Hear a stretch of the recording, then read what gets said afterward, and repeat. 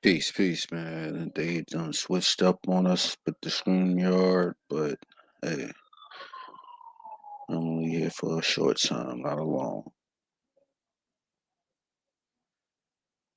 So let's go.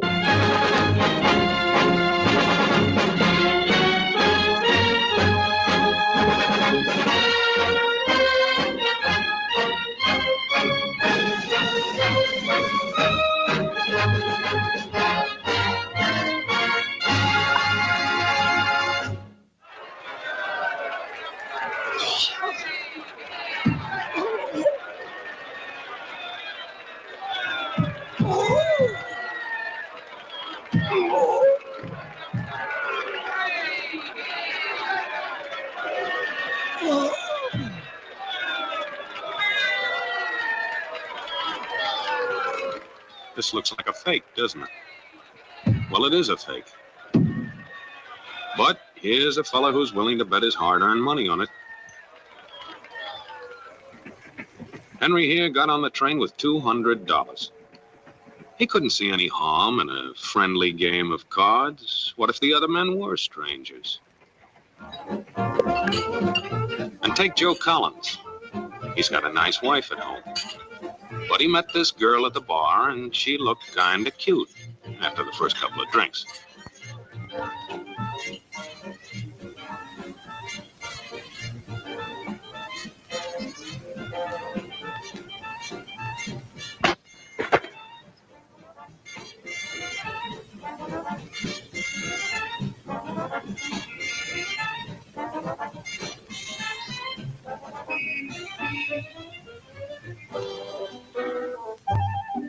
There's a good old-fashioned word for people like this.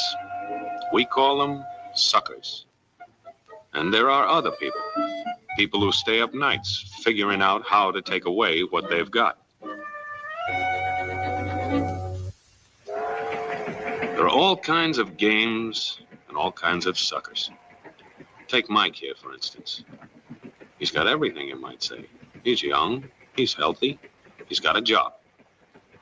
And he's got a country called America. It's a wonderful thing to have. America. Lots of room. Room enough to raise plenty of food. Big factories to make things a man can use. Big cities to do the business of a big country. And people. Lots of people. Enough to work the farm and build the factories, dig the mines, run the business. All kinds of people. People from different countries with different religions, different colored skins. Free people. They can live together and work together and build America together because they're free. Free to vote, to say what they please, go to their own churches, to pick their own jobs. Yeah, Mike's got something, all right. He's got America. But there are guys who stay up nights figuring out how to take that away from him. I want to give you the truth, folks. The truth about America. I know you've got a lot of questions. You want to know why you're not getting the breaks you deserve. Well, I'm not a politician. But I've made it my business to study these things, and I happen to know the facts. Now, friends, I'm just an average American. But I'm an American. And some of the things I see in this country of ours make my blood boil. I see people with foreign accents making all the money.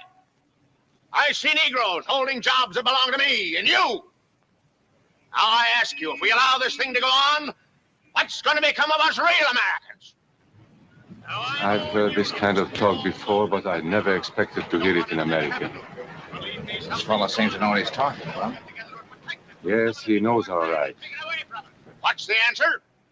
What are we real Americans going to do about it? You'll find it right here in this little pamphlet.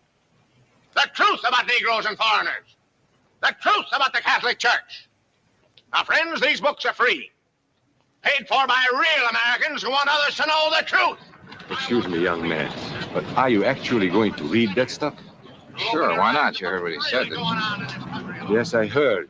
But do you believe in that kind of talk? I don't know. Makes pretty good sense to me. I'm speaking to you as an American. And I tell you, friends, we'll never be able to call this country our own until it's a country without. Without what? Yeah, without what? Without Negroes. Without alien foreigners. Without Catholics. Without Freemasons. You know these people. What's wrong with the Masons? I'm a Mason. Hey, that fella's talking about me. And that makes a difference, doesn't it? These are your enemies. These are the people who are trying to take over our country. Now you know them. You know what they stand for. And it's up to you and me to fight them. Fight them and destroy them before they destroy us. Thank you.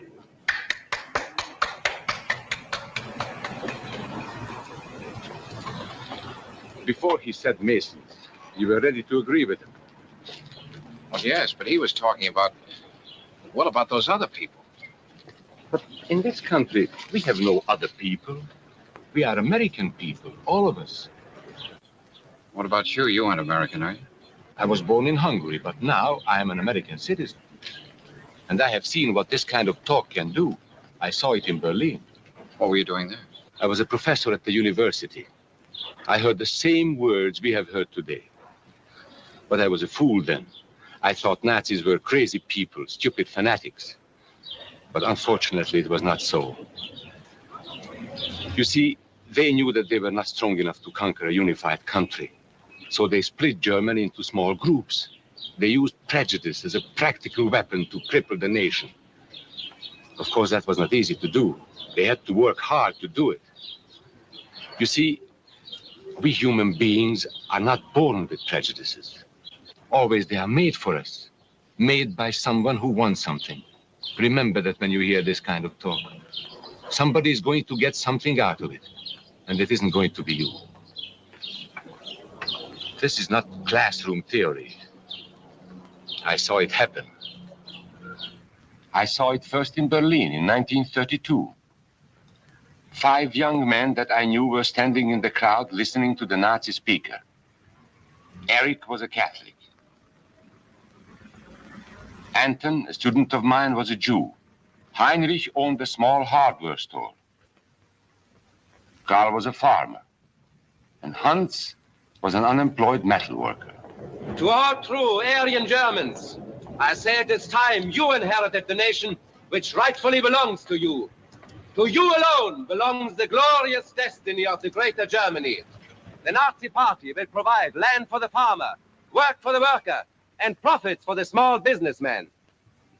Who is getting these things now? The Jew. The Jew who has stolen our nation and our birthright. Who makes all the money and takes all our jobs? The Jew! He must be shunned. He must be ostracized. He must be eliminated. And the Catholics. We don't want our great nation run by a foreign church. We Germans will know what to do with these people when the time comes. They and their faith must be destroyed. Then there are the Freemasons. In Germany, we have no place for secret societies. There will be only one society, and that is the Nazi Party. There will be no secrecy about that in the new greater Germany. One by one, he attacked each minority and he split them off one from the other. These men were all fellow Germans when they came here today. Now they were split into rival groups, suspicious of each other, hating each other. They were being swindled, all of them. But the man who was really being fooled was Hans. He was pure German, according to Nazi standards. To him they promised everything, and he fell for it. You who are true Aryan Germans will share the glorious destiny of our fatherland. You are the pure-blooded, the master race. It is your divine right to rule, and the Nazi Party stands ready to put you into power. It is for you to command all Germany, and someday the entire world. That's how Hans became a Superman. They gave him a uniform and they pumped up his ego. He wasn't just a little fellow out of work anymore. He was a member of the master race. his wife couldn't quite understand. Even though he was a Superman, there wasn't any food in the house. Stupid woman. Didn't she realize that the Nazis were going to make jobs for everybody? There would be plenty of food and clothing and a new house. Everything they wanted. The glorious future of Germany was to be theirs. And their children would someday rule the world. But his wife, silly woman, still wondered where the next meal was coming from. Hans didn't like that kind of talk. It was dangerous. For that kind of talk, people should be put in jail.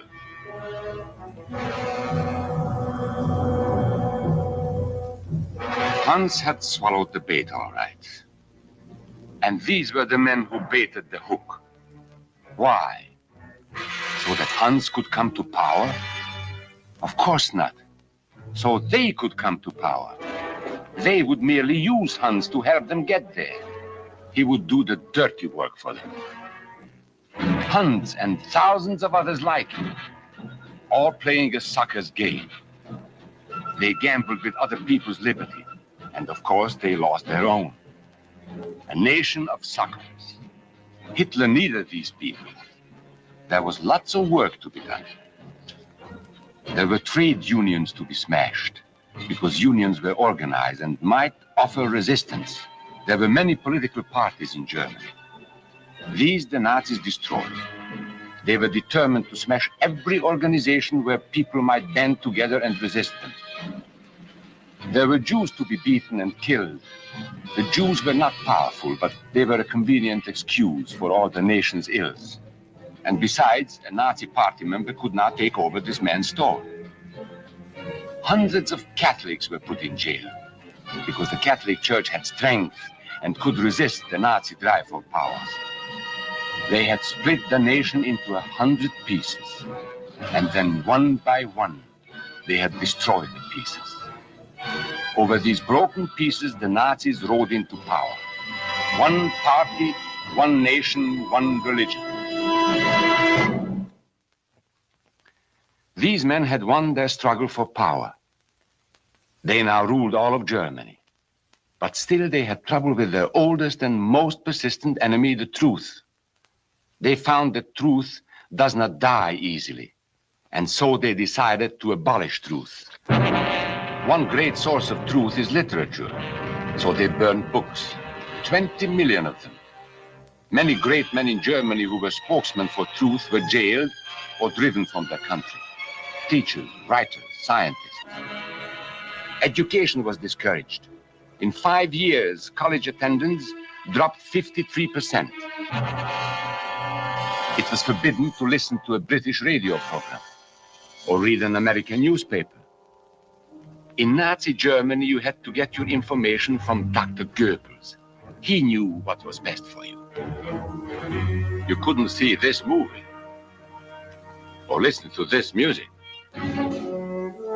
And you couldn't watch Joe Louis fight because the champion had black skin. He disproved Hitler's theory of Nordic supremacy. Albert Einstein, one of the world's great scientists, disproved that theory too. He was non-Aryan, so he had to leave Germany. His mind was dedicated to the search for truth, and the Nazis, having sold a lie, were most afraid of truth. The church was one force in Germany still strong enough to proclaim the truth in public. No doubt is possible that we Christians are in a grave battle. Against us stands a faith out of blood. The battle signals range from cool repudiation to hate-filled causes. Weapons are used that centuries have dulled. The aim of this battle is to dislodge Christianity from our fatherland. This Catholic priest was arrested the following day on charges of immorality. The Protestant church also continued to try and fight for truth. He who desires liberty for himself cannot deny it to others, lest he lose what he has gained. This is the great lesson the world can learn from Germany. The Nazis put this man in a concentration camp. There were others who spoke for truth, and I am proud to say that educators were among them. And what, may I ask, is an Aryan? I don't know myself. But let us see what our present so-called authorities have to say about it. They say he is tall,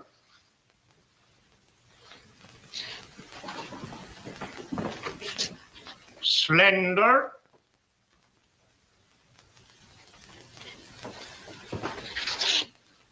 blue-eyed,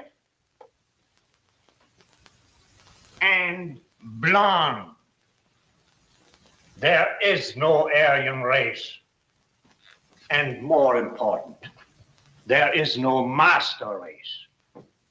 There are people who may find these ideas convenient, but science cannot support them. There is no scientific proof that there's any correlation between a man's racial characteristics and his native ability or character. In all racial groups, we find the same range of potentialities. We find idiots and geniuses. We find criminals and philanthropists. We must judge each man as an individual and not by the color of his skin or his eyes or by the length of his nose.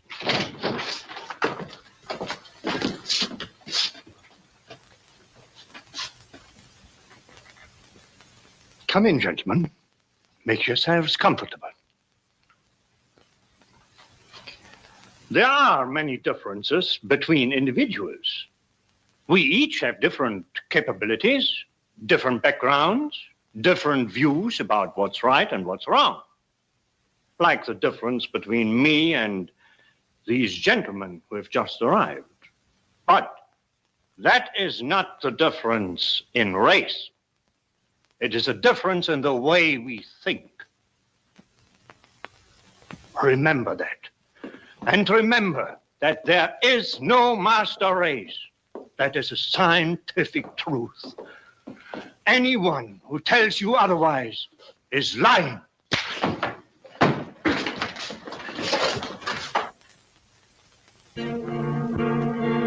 And so, for all practical purposes, truth had been abolished in Germany. A lot of my German friends wondered what had hit them. How did it happen? Where did it start? It started right here. And this was where it could have been stopped. If those people had stood together, if they had protected each other, they could have resisted the Nazi threat. Together they would have been strong. But once they allowed themselves to be split apart, they were helpless. When that first minority lost out, everybody lost out. They made the mistake of gambling with other people's freedom. Now let's see how those bets paid off. Karl the farmer was gambling on a better life for himself. What he got was extra hours of back-breaking work, as much as 100 hours a week. He was forced to stay on his land and produce what he was told to produce, because now Hitler was preparing for war. For Heinrich, who owned a hardware store, the bet didn't pay off either. 104,000 small businesses were closed in 2 years. And for Hans, conditions hadn't improved any. He had a job now in the munitions factory, but he worked long hours for little pay. The working conditions grew increasingly bad.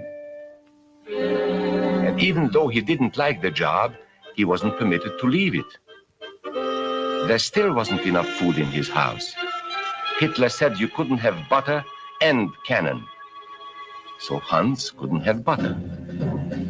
And when Hitler decided the time was right, Germany went to war. Not by declaring war, but by a carefully prepared sneak attack. Once again, Hitler needed Hans to do his dirty work. Hans was an expert at brutality by this time, and Hitler had decided to use Hans and his brutality against other peoples, the Czechs, the Poles, the French, the Russians. But in the crucial test of war, Hitler's race theories didn't pay off. His pure-blooded supermen were defeated by the mongrel armies he despised. By the British at El Alamein.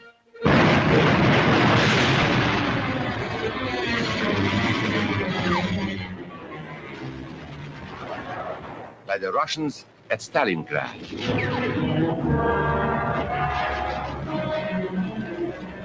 And then on D-Day by American soldiers of every color and religion, who smashed across the Normandy beaches and drove on through to the heart of Germany. For the misguided Germans who had swallowed the Nazi bait, the Nazi game did not pay off. The continent of Europe was strewn with millions of German bodies, pure Aryan bodies. Karl, the farmer, was left in the snow outside of Moscow. Heinrich stayed in Italy at Salerno. And Hans, who was going to rule the world, got only a little patch of Normandy that he could call his own. We must never let that happen to us or to our country. We must never let ourselves be divided by race or color or religion, because in this country we all belong to minority groups. I was born in Hungary. You are a Mason. These are minorities. And then you belong to other minority groups too. You are a farmer. You have blue eyes. You go to the Methodist Church. Your right to belong to these minorities is a precious thing. You have a right to be what you are and say what you think, because here we have personal freedom. We have liberty. And these are not just fancy words. This is a practical and priceless way of living. But we must work at it. We must guard everyone's liberty, or we can lose our own. If we allow any minority to lose its freedom by persecution or by prejudice, we are threatening our own freedom. And this is not simply an ideal. This is good, hard common sense. You see, here in America is not a question whether we tolerate minorities. America is minorities. And that means you and me.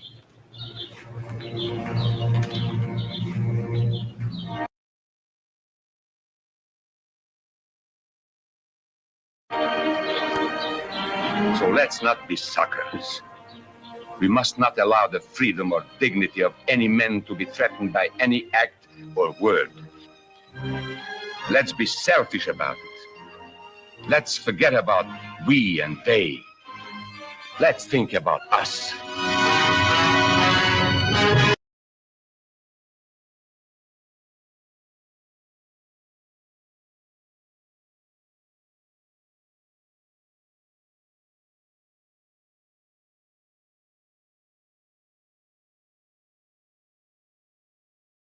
In the 1930s with the German-American Bund, which grew to disturbing levels. Its originator, World War I veteran Fritz Kuhn, a German who moved to the United States in the 1930s and became a naturalized citizen, held a master's degree in chemical engineering. Their pro-Nazi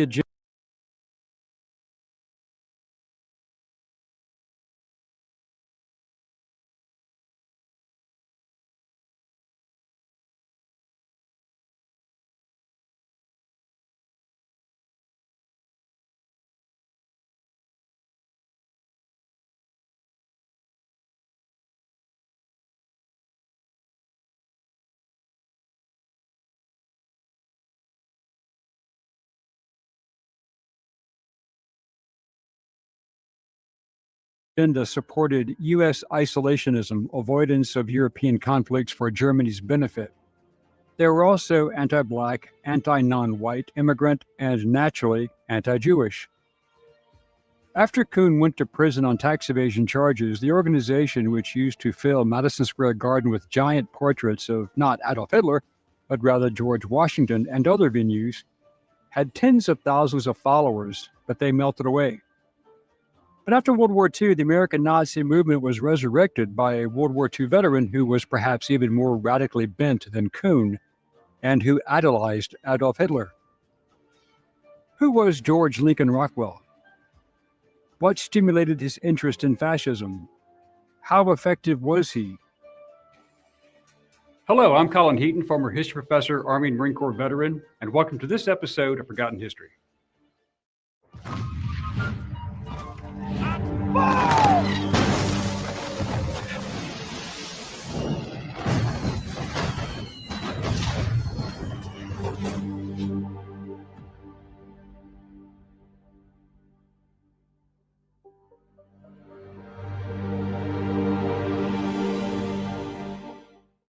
George Lincoln Rockwell was born in Bloomington, Illinois on March 9, 1918, and was the oldest of three children of George Lovejoy Rockwell and Claire Rockwell. His parents were traveling vaudeville comedians and actors, and they divorced when Rockwell was 6 years old. So he spent his youth divided between his mother in Atlantic City, New Jersey, and his father in Boothbay Harbor, Maine. Rockwell attended Atlantic City High School in Atlantic City, New Jersey, and applied to Harvard University when he was 17 years old, but he was denied admission. Instead, his father enrolled him at the Hebron Academy in Hebron, Maine. Rockwell then enrolled at Brown University in Providence, Rhode Island in 1938 as a philosophy major, where he met his future wife, Judith Altman, who was a student at Pembroke College. In 1940, he dropped out and accepted a commission in the United States Navy. Rockwell attended naval flight schools in Massachusetts and Florida and served in both the Battle of the Atlantic and the Pacific War in World War II. He served aboard the USS Omaha, USS Pastorius, USS Wasp, and USS Mobile as a support, photo reconnaissance, transport, and training pilot. On April 24, 1943, Rockwell married Judith, and they had three daughters.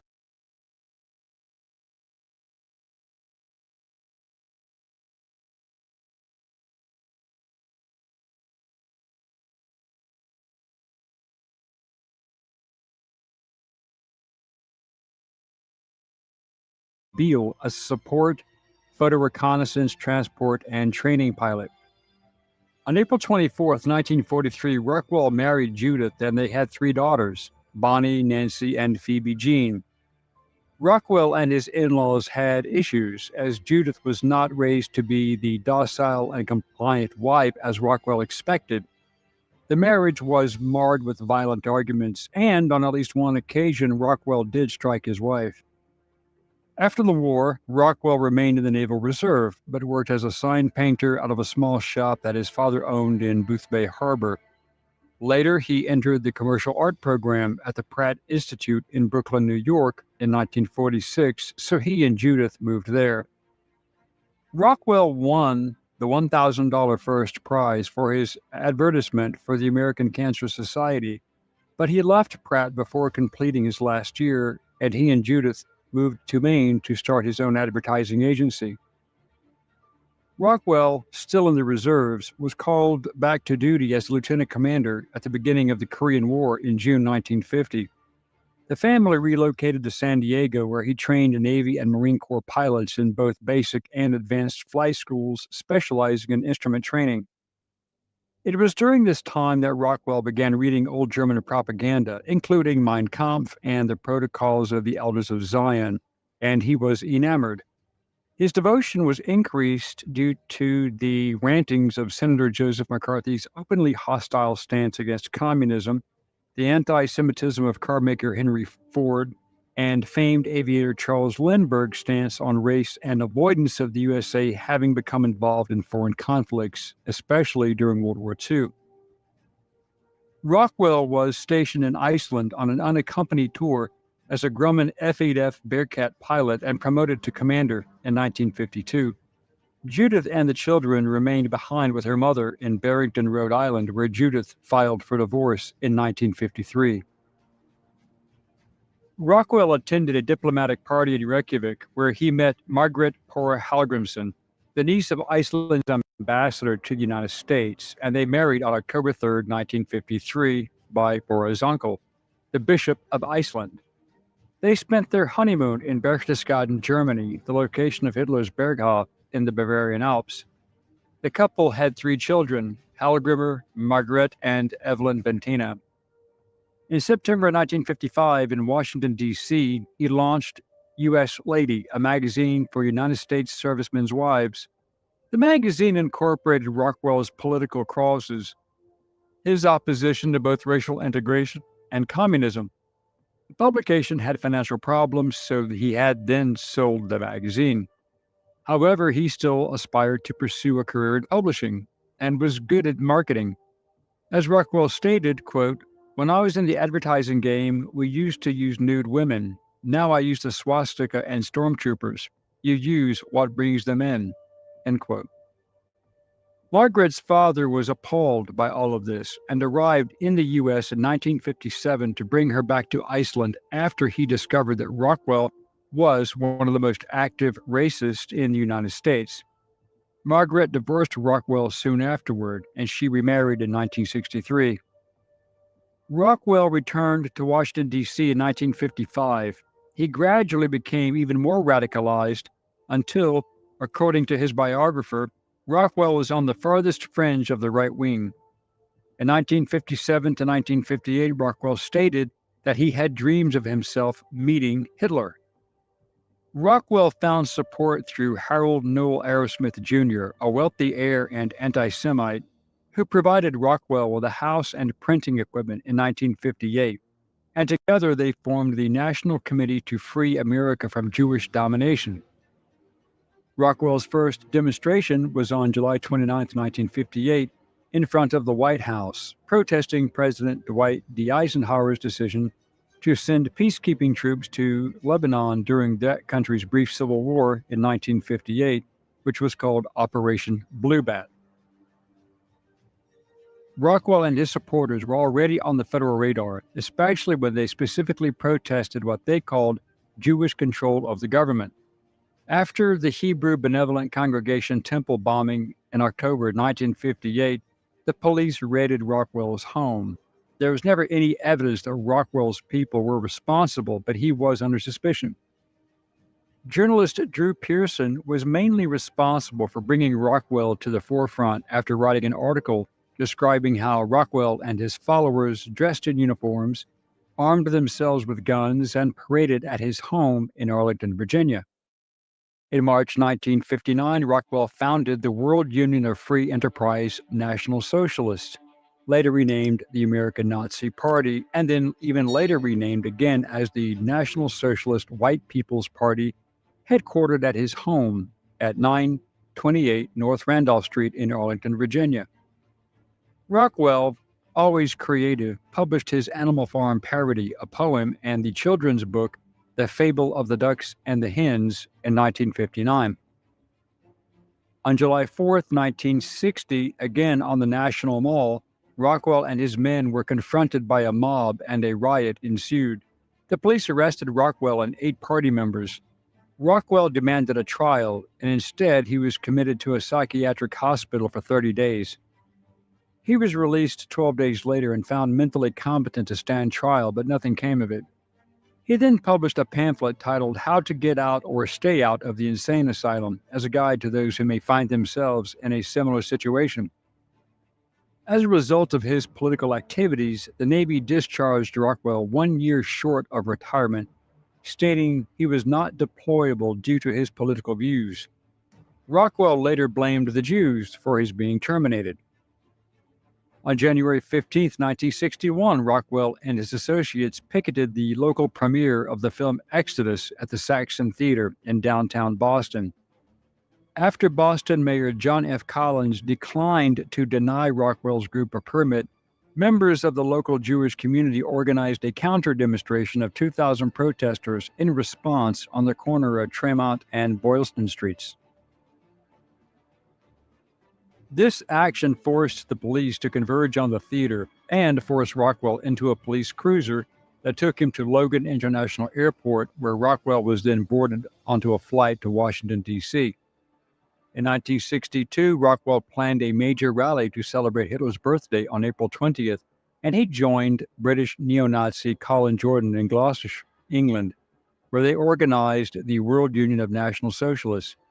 In September, Rockwell awarded one of his members a medal for punching Martin Luther King Jr. in the face. This was when King was in Birmingham, Alabama on September 28, 1962, speaking to the Southern Christian Leadership Conference, attended by 300 people. He was attacked by 22-year-old Roy James, who was sitting in the sixth row. James rushed forward and hit King in the jaw and then again in the neck. Rockwell approved of the attack. During the 1964 United States presidential election, Rockwell was a write-in candidate, receiving 212 votes. He then ran as an independent in the 1965 Virginia gubernatorial election, receiving 5,730 votes, or 1.20% of the vote, finishing last among the four candidates. Rockwell then returned to organizing protests on the National Mall in Washington and at other sites, espousing his twisted beliefs and hatred across the country. This was also when he started his publication, the National Socialist Bulletin, later renamed the Stormtrooper magazine, in honor of the German publisher Julius Streicher, who had published Der Stürmer, which was the official anti-Jewish and anti-communist Nazi Party publication under Adolf Hitler. The American Nazi Party wore the uniforms and marched with Nazi flags down American streets. But Rockwell was also flexible. He assisted the Ku Klux Klan in organizing civil rights protesters, one more reason the feds took an interest in him. Ironically, Rockwell was a very outspoken Holocaust denier, and he once told a reporter, "I don't believe for 1 minute that any 6 million Jews were exterminated by Hitler. It didn't happen." Rockwell also called Adolf Hitler the white savior of the 20th century and believed that Martin Luther King Jr. was a tool for Jewish communists desiring to rule the white community. He blamed the civil rights movement on Jews and viewed most of them as traitors. When the Freedom Riders became active in the civil rights movement, Rockwell then created his Hate Bus, a Volkswagen minibus decorated with racist slogans and imagery that he drove around the country to rallies. This was when the BBC referred to Rockwell as the American Hitler. Rockwell advocated for the deportation of all blacks to Africa, such as to Liberia, and funded by the U.S. government. He also believed in racial segregation and white separatism, and he agreed with Elijah Muhammad and the early Malcolm X of the Nation of Islam, both men preaching the same thing. Rockwell spanned the nation, speaking at rallies and universities, leading demonstrations, and debating notable black activists, such as Black Panther founder Stokely Carmichael. Rockwell also coined the term white power in 1966 as a response to the Black Power movement. In the summer of 1966, Rockwell led a counter-demonstration against Martin Luther King, fighting segregation in the white Chicago suburb of Cicero, Illinois, believing King was a tool for Jewish communists who wanted to integrate America. In November of 1966, the American Civil Liberties Union once again represented Rockwell, defending his right to stage marches or parades in Jewish neighborhoods during Jewish holidays. Rockwell believed that integration was a Jewish plot to rule the white community, and soon came to believe that the Klan was stuck in the past and ineffective in helping him wage a modern racial struggle. Rockwell aligned his group with other neo-Nazi groups around the world as part of the World Union of National Socialists. On August 25, 1967, the 49-year-old George Rockwell was shot and killed in Arlington, Virginia, by former Nazi Party member John Patler. Patler was the editor and cartoonist for the Stormtrooper magazine, whom Rockwell kicked out of the party for alleged Bolshevik leanings. Patler had changed his name from John Patsalos as a homage to Adolf Hitler. Rockwell was at the Dominion Hills shopping center while trying to do his laundry. As he went to his car to get bleach, Patler fired from the rooftop of the shopping center.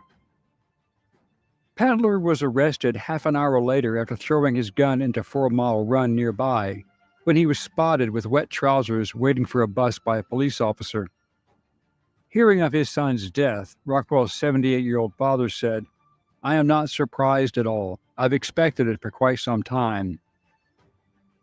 The Commonwealth's attorney pushed for Patler to receive the death penalty, but he only received a 20-year prison sentence, and he was released on parole after just 8 years. Padler then violated his parole and received an additional 6 years in jail. Upon Rockwell's death, he was succeeded by his second-in-command, Matthias Kuhl, who led the organization until his death in 2014 and had renamed the group the New Order in 1983. Kuhl relocated its national headquarters to Wisconsin. Another former associate, William Luther Pierce, founded the National Alliance, and he also wrote the racist dystopian novel The Turner Diaries, which became a Bible for future generations of would-be domestic terrorists. Many additional neo-Nazi groups were formed over the years, such as the Aryan Brotherhood, Aryan Nations, since Rockwell's death. Some of them were formed by his followers, and other groups were formed by newer generations of white supremacists. Most of these groups have simply died off and become irrelevant. It is quite ironic that during Rockwell's long tenure as head of the American Nazi Party, that his group never really became involved in overt violence, although they preached it, but they were suspected of a couple of bombings, arsons, and robberies. However, nothing was ever proven. Thank you for watching this episode.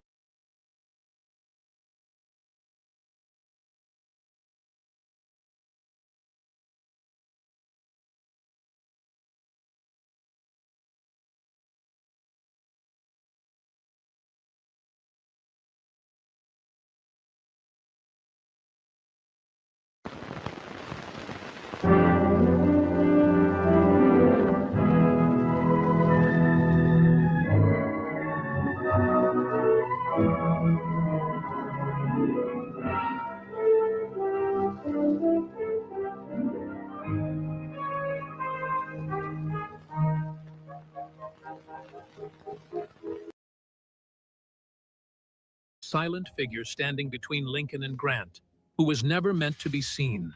Who was he? Why did Lincoln trust him? In this video, we dive into the photo that shook historians, stunned archivists, and revealed a secret hidden for over a century. What you're about to see isn't just a picture, it's a buried legacy.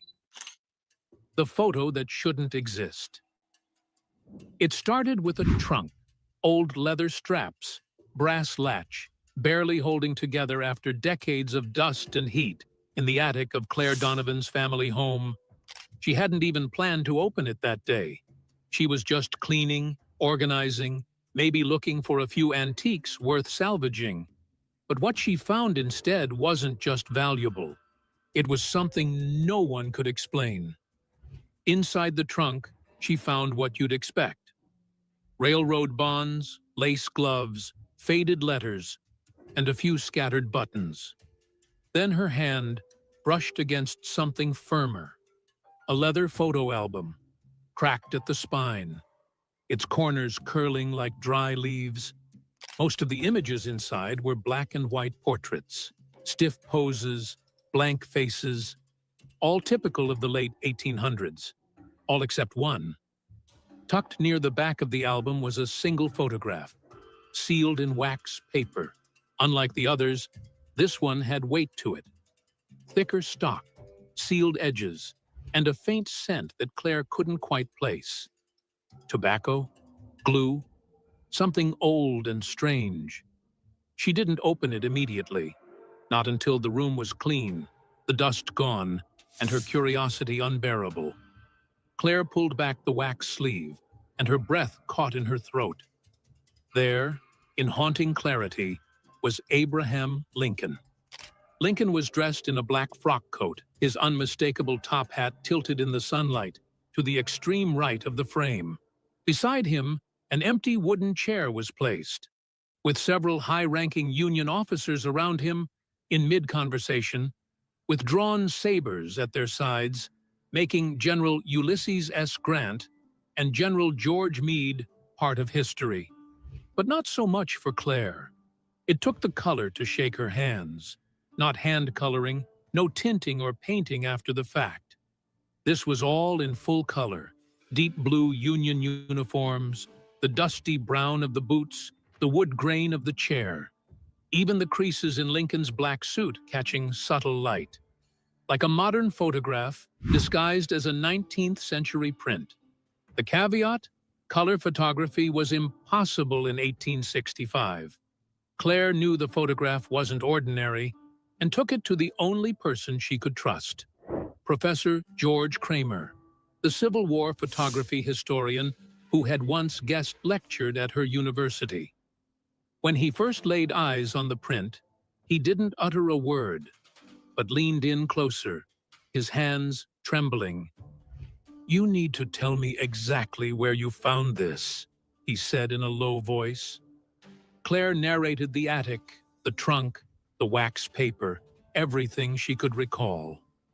Kramer did not blink.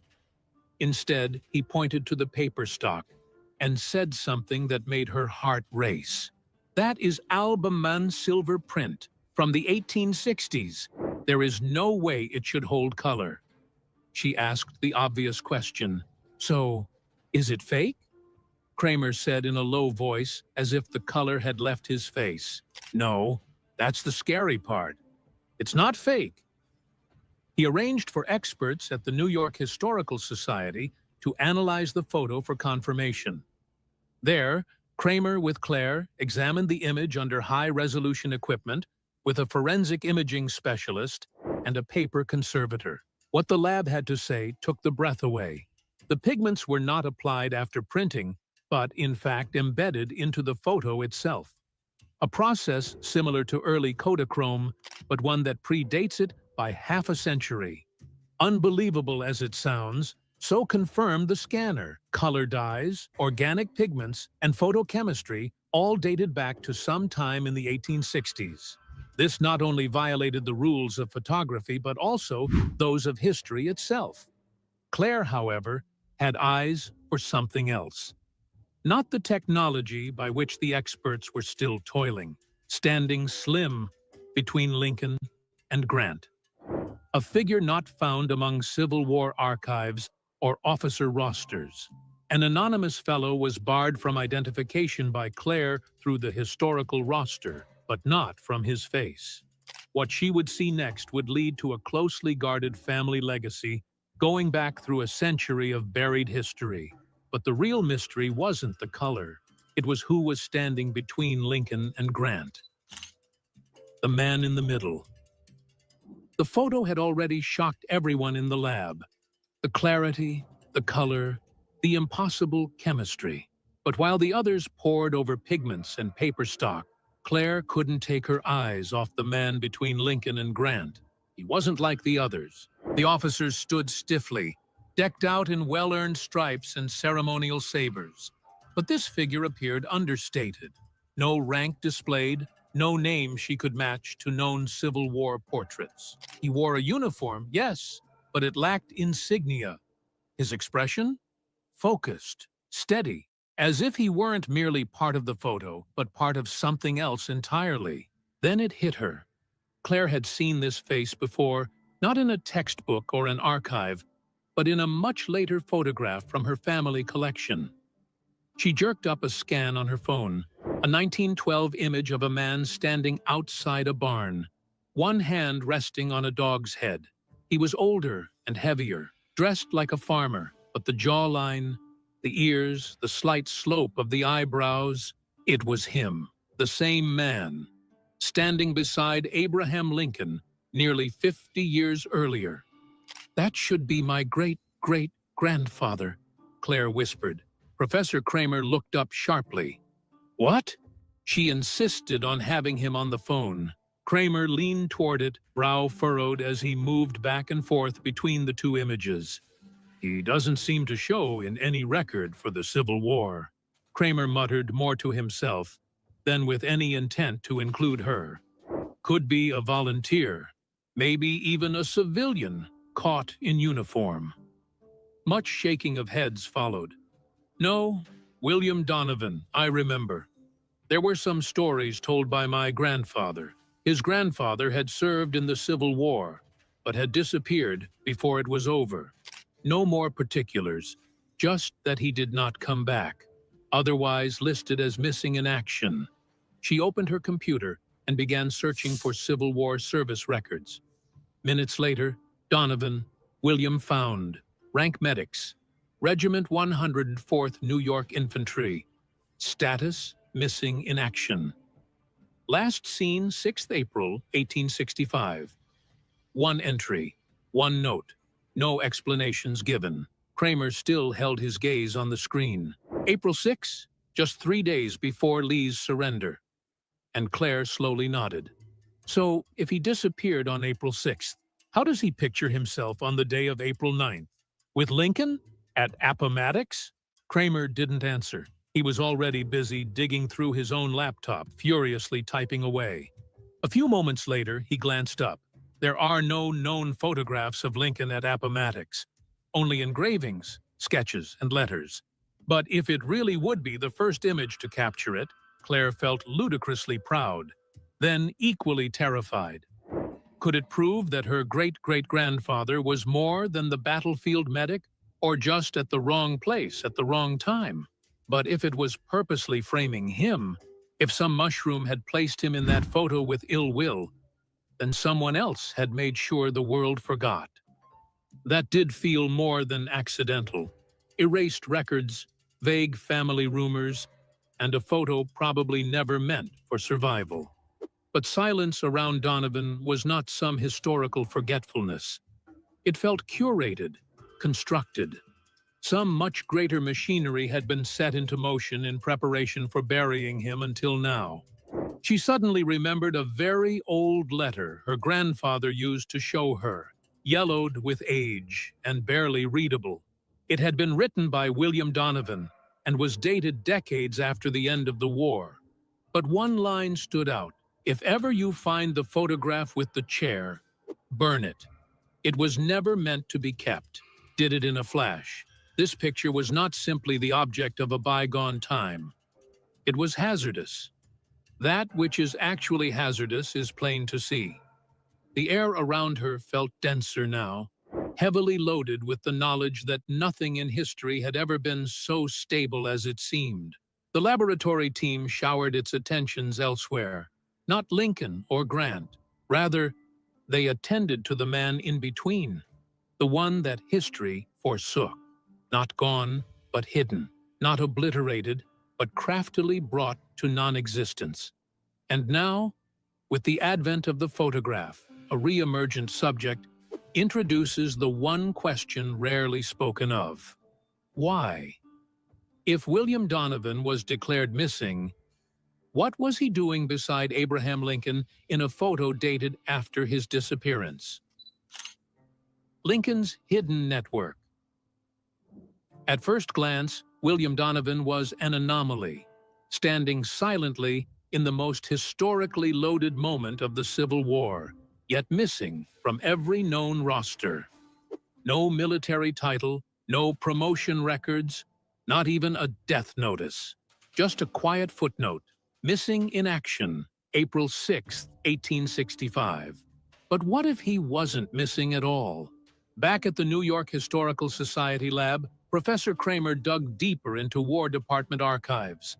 Late that evening, he called Claire with a voice tight from hours of reading. "I found something," he said. "You need to get down here now."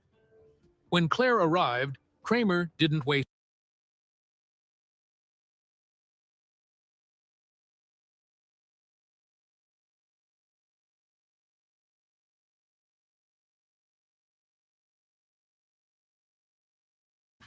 And it goes something like this. So what do I mean by the secret spells of the English language? Well, let me share with you what I call our premier life sentence. And it goes something like this. We awake each morning and go off during the weekdays to earn the living at various jobs and undertakings until we come to the weekend. And this seems perfectly acceptable to most people. However, more people die between 6 and 9 on a Monday morning than any other time of the week.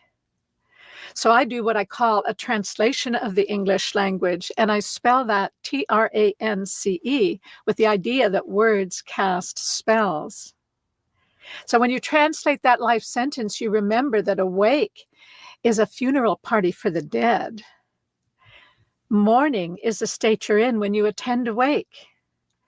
And you would have to be in a week days to earn the living, since urns are for the ashes of the dead. We call our jobs undertakings. Job itself is a Hebrew word for persecuted. And what we get at the end of this perverse bargain with life is the weak end of the deal as we become progressively weakened ourselves. And so our most prevalent greeting to each other is hello, the reverse of which is, oh, hell. And at first, I suspected the hands of collusion entangling the language to foster illusion. And I think it's quite true that a culture's theology has a great deal to do with the word's etymology and how it evolves over time to combine incompatible meanings that may undermine the original thoughts it was meant to define. But now, I don't think it's planned, for the thing that I've found is that like concepts can gravitate toward the same sound and vibrate at the rate that our thoughts designate. Because words are electromagnetic vibrations whose fine alphabetic tintinnabulations can take on the tint of our true expectations, which they then imprint on our metal of mind, causing sounds to adhere when they're of the same kind.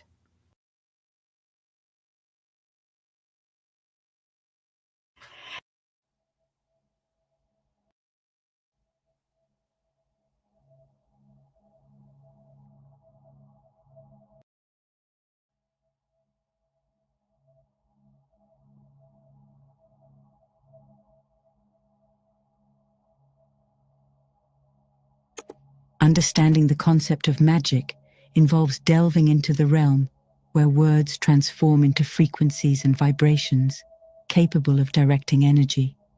This fundamental understanding serves as the cornerstone for exploring how words can be utilized as potent tools akin to magic spells. Often dismissed as mere fantasy, the reality of magic's influence pervades our world, orchestrating unseen forces that shape our perceptions and actions. It's a reality veiled from those who haven't yet discerned its subtleties, leaving them unwittingly subject to its sway. Behind the curtains of worldly affairs lie practitioners of this mystical art, often referred to as dark magicians, exerting their influence for personal gain and control. Despite its potential for positive transformation, magic is often wielded to manipulate and dominate, perpetuating a cycle of power and subjugation. At its core, magic harnesses the most primal force in the universe, energy. Mastery over this energy grants wielders unprecedented power, elevating them to positions of influence and authority. This profound understanding unveils the pervasive nature of magic, subtly shaping the very fabric of our existence. Diving deeper into the essence of magic, it's crucial to comprehend its definition and origins. Rooted in antiquity, the term magic traces its lineage through various linguistic iterations, from the Old French magique to the Latin magicus and the Greek magikos. One of its earliest definitions alludes to its essence as the art of influencing events and manifesting marvels through the manipulation of hidden natural forces. Such forces, intricately intertwined with magnetic and electrical energies, underpin the workings of magic, resonating with the very fabric of existence. Notably, the term magnetic itself contains echoes of magic, hinting at the intrinsic connection between these phenomena. Central to the practice of magic are certain words and sacred geometries, serving as conduits for potent energies. These words, meticulously chosen for their resonance and vibrational potency, encode within them the power to direct and shape reality. By uttering these words aloud, practitioners tap into the inherent vibrational patterns they carry, manipulating energy to their will. As you discover more about words and how they can be used to cast spells, you are able to grasp the profound implications of language manipulation. From the moment you utter a word, you send forth vibrations that ripple through the Earth's magnetic field, shaping the very fabric of reality. This realization underscores the importance of mindfulness in speech, for every word uttered carries with it the potential to manifest outcomes beyond comprehension. Consider the power inherent in the phrase, "I am." These two simple words, when spoken with conviction, possess the ability to shape your reality, affirming your identity and influencing the course of your life's journey. In the quest to harness the power of words, it becomes imperative to delve into the intricacies of sound and vibration. Each syllable, each phoneme, resonates with a specific frequency, capable of eliciting profound shifts in consciousness and perception. You discover, while exploring the labyrinth of language, that certain words possess innate vibrational patterns, encoded with the ability to manipulate and direct energy.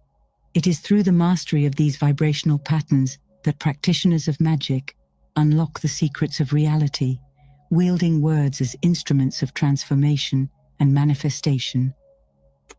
In the esoteric teachings of ancient wisdom traditions, the potency of words as magical spells is extolled with reverence. As Hermes Trismegistus proclaimed, "As above, so below, as within, so without." This fundamental principle underscores the interconnectedness of all phenomena, highlighting the profound influence of language on the fabric of reality. In the sacred texts of mystic traditions, words are revered as sacred vessels through which divine wisdom flows, carrying with them the power to invoke higher states of consciousness and spiritual awakening. Yet, amidst the beauty and wonder of linguistic expression, lies a cautionary tale, a reminder of the responsibility inherent in wielding the power of words. For just as words can uplift and inspire, they can also enslave and deceive. It is through discernment and conscious intention that you navigate the labyrinth of language, steering clear of the pitfalls of manipulation and illusion.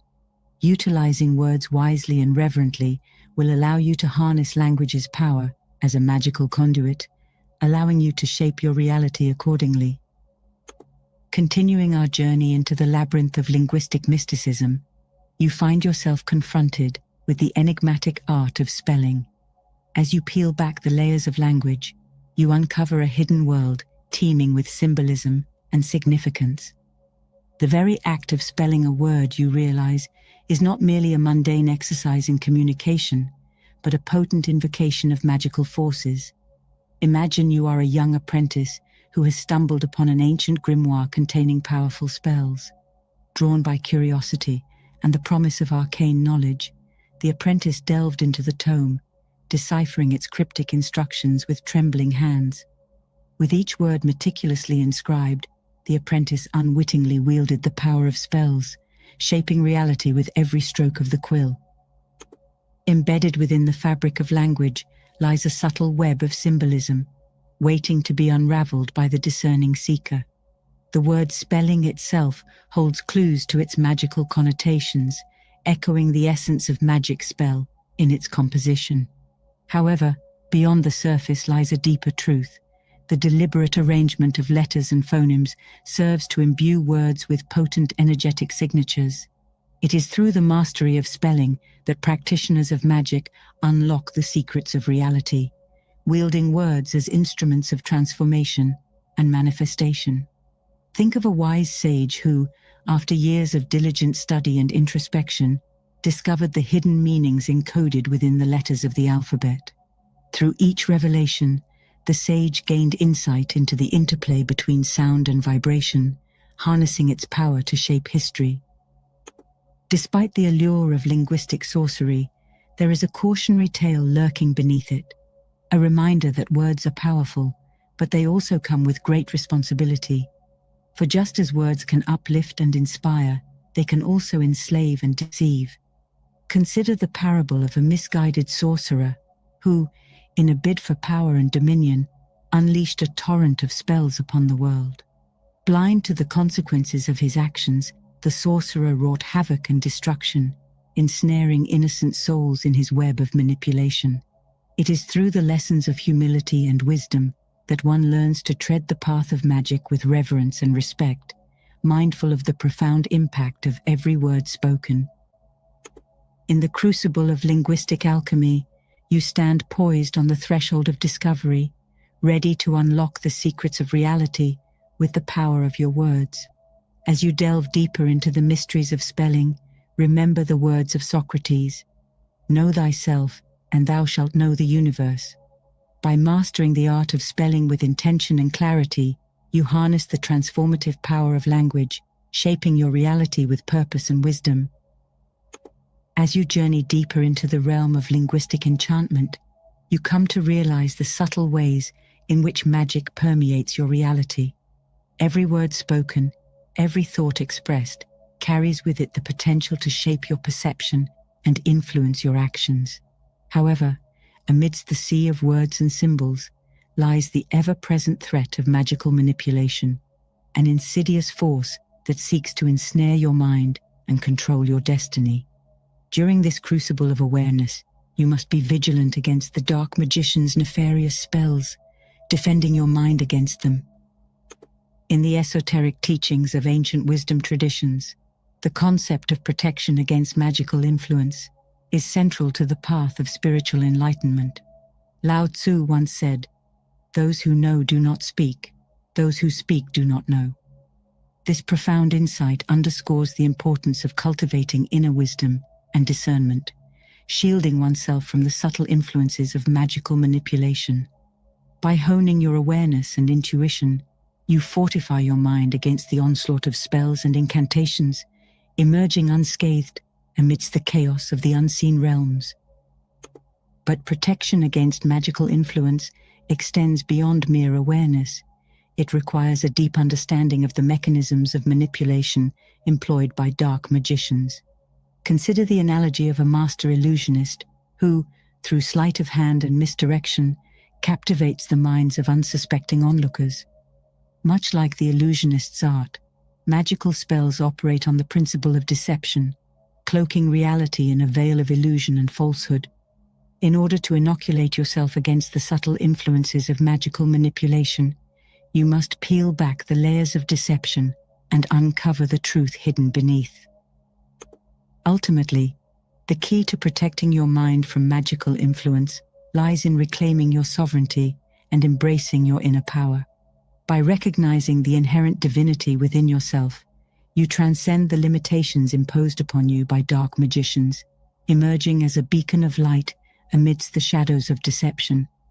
Developing inner strength and wisdom allows you to navigate the treacherous waters of magical manipulation and forge your own path to truth and enlightenment. If you stand firm in your convictions and have clarity of purpose, you will become impervious to the spells and incantations that seek to control your mind.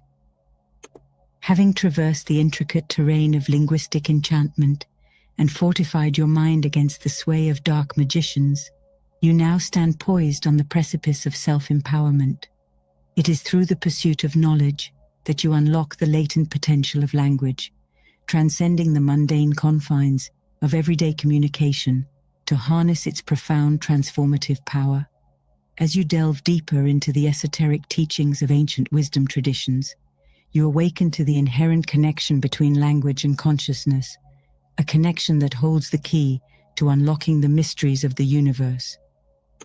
In your quest for empowerment through knowledge, you embark on a sacred journey of self-discovery and enlightenment. Armed with the wisdom gleaned from millennia of esoteric teachings, you delve into the hidden recesses of your own psyche, uncovering the truths that lie dormant within. With each revelation, you deepen your understanding of the intricate interplay of sound and vibration, mastering the art of linguistic alchemy with precision and intent. Through diligent study and introspection, you come to realize that language is not merely a tool for communication, but a potent instrument for shaping reality itself. Yet, empowerment through knowledge is not confined to linguistic mastery alone. It extends to a profound understanding of the underlying principles that govern the cosmos. Drawing upon the wisdom of ancient mystics and sages, you attune yourself to the natural rhythms of the universe, aligning your consciousness with the divine order of creation. By tapping into the boundless wellspring of universal wisdom, you transcend the limitations of the egoic mind, embracing your true nature as a sovereign being of light and love. Having